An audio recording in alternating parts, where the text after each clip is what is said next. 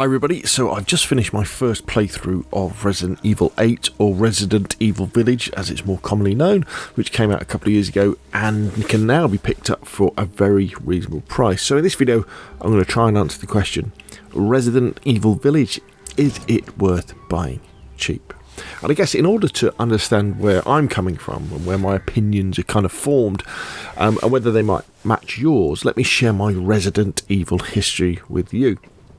My first Resident Evil was Resident Evil 2 on the N64, and then Resident Evil 3 and Code Veronica, I think on the PlayStation 2.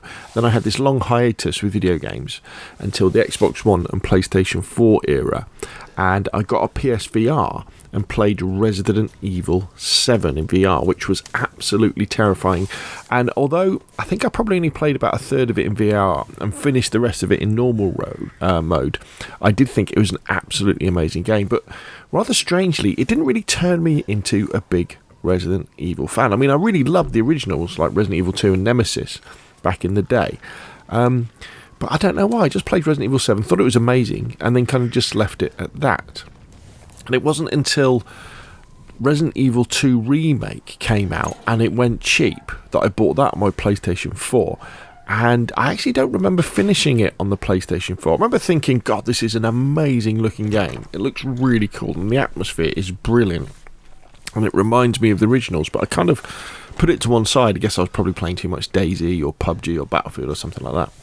Anyway, fast forward a couple of years and I was lucky enough to get a gaming PC, and I guess this is where my love affair with Resident Evil was, I don't know, fired up again from those original days, because I bought the Resident Evil 2 and Resident Evil 3 remakes. You get them as a package, I think it's called the Raccoon City package or something like that, and loved playing through and finishing them. I think they had amazing and have amazing atmospheres of any game series, and some of the best graphics too, especially Resident Evil 3 remake looks absolutely brilliant. And I bought Resident Evil 7 again because you can get that really cheap on PC, and played some of it and I was like, oh, this is too scary, and haven't finished it yet. I guess probably my criticism of Resident Evil games, and I'm not really sure where this comes from, even playing Resident Evil now, is that sometimes I feel they go on a bit, but when I finish them and I look at the total playtime that I've spent in them, it's never that much. It's never more than 20 hours. And if you think about something like, I don't know, DayZ, I've put thousands of hours into that. Same with PUBG, and even single player games like Hogwarts Legacy. Now I've probably put 50 to 70 hours into that. So yeah, that's kind of interesting, isn't it? So anyway, next up I played Resident Evil 4 Remake, and now I bought that on release on PC because you can pick them up. You can pick keys for PC games up quite a bit cheaper, and I absolutely loved it. I thought Resident Evil 4 Remake was really, really good. And then, because I was kind of onto this roll, I bought and played the Resident Evil 1 Remake HD Remaster. Which, if you're interested in that, is kind of, it came out originally, I think, in about 2003, and the remaster in about 2014, but it's a throwback to the fixed camera original Resident Evils, and it's about the only one that you can easily play on modern computers without having to do emulation and things like that. And I'm glad I played it, but it was probably a little bit too old school for me. I may well have to go back. I played it on the did the Jill Valentine story, so I'll probably have to go back and play the other storyline, the Chris storyline, but we'll have to see. But anyway, that all brings us to Resident Evil Village. So all those things have kind of moulded my views on this game. And Resident Evil Village is the successor to Resident Evil 7. It's the continuation of Ethan's story, and obviously it's the subject of this review. And if you just want the short version, then yes, this game is absolutely worth buying cheap. You know, wait for the next PlayStation, Xbox or Steam PC sale, pick it up, you will not be sorry, and it will probably be one of your favourite single player games of all time. Now, for the longer version, and having finished the game, I've got to say that I think that Capcom have been really clever with the level design of this game to try and address the bigger question that often gets posed about Resident Evil games, and that is, okay, so this game that Capcom have produced, it's a really great video game, but is it a really great Resident Evil game? And you often hear this question posed in Resident Evil videos, especially in podcasts. And the problem is, depending on what you like about Resident Evil, that answer will be different to lots of different people, you know. lots of people really love the old fixed position survival horror games, Resident Evil 2, Resident Evil 3, that sort of stuff. And that is their bag.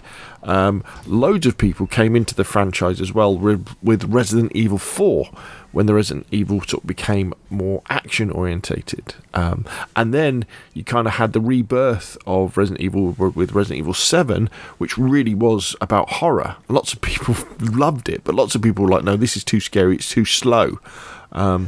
There's not enough variety in it that way. And me, kind of, I sometimes I do have that question in my head when I'm playing through a Resident Evil game. I think, oh, this is a great game, but is it a great Resident Evil game? But this is why Resident Evil Village is so clever, because I think it successfully caters to the different versions of Resident Evil that people like within its different levels and different sections. So if you're a fan of action and you want to run around with a shotgun and a sniper rifle, there's plenty of that. And if you're a fan of the horror, well, there is a section of Resident Evil Village that is probably the scariest level of any game, let alone a Resident Evil game ever. So you've got something to look forward to there. And you can always set up, and step up the survival challenge by increasing the difficulty. And I guess probably one of the few complaints that the crowd may have about Resident Evil Village is that it does lean towards the fantasy side of Resident Evil, I mean, I'm kind of giving away a little bit of a spoiler here, but sure, everything that happens in the game and that you experience ultimately has come from a naturally or a man-made bioweapon. But it's in the wrappings of things like vampires and werewolves and other supernatural beings. Even though they're not supernatural, it's in those wrappings, which is very different from the realistic, in inverted commas, zombies and mutants that you would get, for example, in Resident Evil 2 and Resident Evil 3. I think there's a reason why in Resident Evil 2 and Resident Evil 3 you don't have a trader. Because it would break immersion, wouldn't it? Where when you have the slightly more fantasy games of, say, Resident Evil 4 and this one, where there's this village, and there's in Resident Evil 4 you've got Las Plagas, haven't you? And you've got the priests and things like this, and here we've got the vampires and the lycans.